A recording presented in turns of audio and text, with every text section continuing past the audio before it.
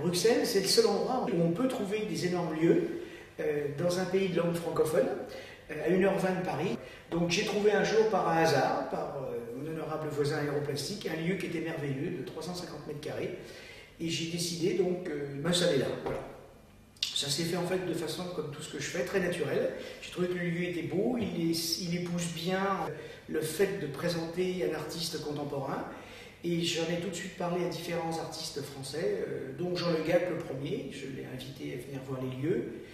Et il m'a dit, Thierry, c'est merveilleux, c'est bien, je vous suis, on peut faire la première exposition. Donc ça m'a permis de faire une vraie exposition, comme j'aurais aimé faire à Paris, mais je ne pouvais pas. Jean Le Gac, je l'ai connu il y a en fait une dizaine d'années, lorsque j'étais avenue Matignon, je lui ai acheté des œuvres. C'est un artiste complet.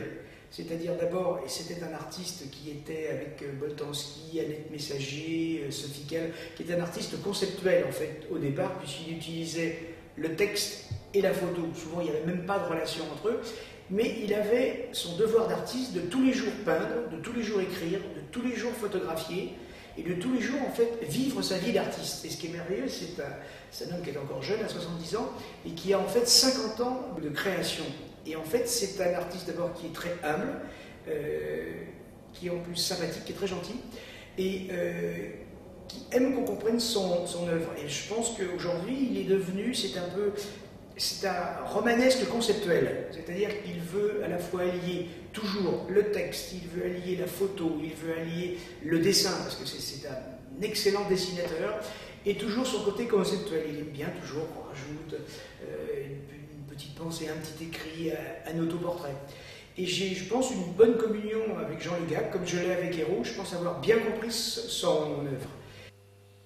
Un marchand de tableaux doit défendre des artistes et doit travailler au quotidien. Et aujourd'hui, être installé à Bruxelles ou d'être installé à Paris, c'est pas très grave. Aujourd'hui, on nous a appris qu'il faut être européen, il faut être international, donc il faut savoir bouger. Et puis c'est une aventure humaine qui est intéressante. Les Belges sont des gens sympathiques, ce sont ceux qui sont très collectionneurs, et la particularité, ils sont très curieux. Ce sont des gens qui viennent, dès qu'ils ont une information sur une galerie, c'est un peu comme les anglo-saxons. L'art, c'est quelque chose de sacré, c'est quelque chose de vital, c'est important. Donc je suis très heureux de ma première exposition belge. Maintenant, l'aventure va continuer. Elle va continuer le 24 avril jusqu'au 25 juin avec Pierre Duraglio.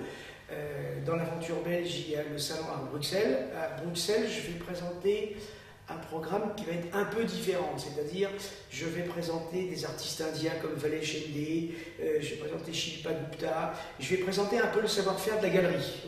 Je vais faire aussi à Paris le salon du dessin d'art contemporain avec Olivier Jean Hucleux. Hucleux, c'est un merveilleux dessinateur, c'est un homme merveilleux. Il y a plein du reste de manifestations en France qui vont avoir lieu, et donc je suis très fier de pouvoir l'exposer au salon du dessin d'art contemporain.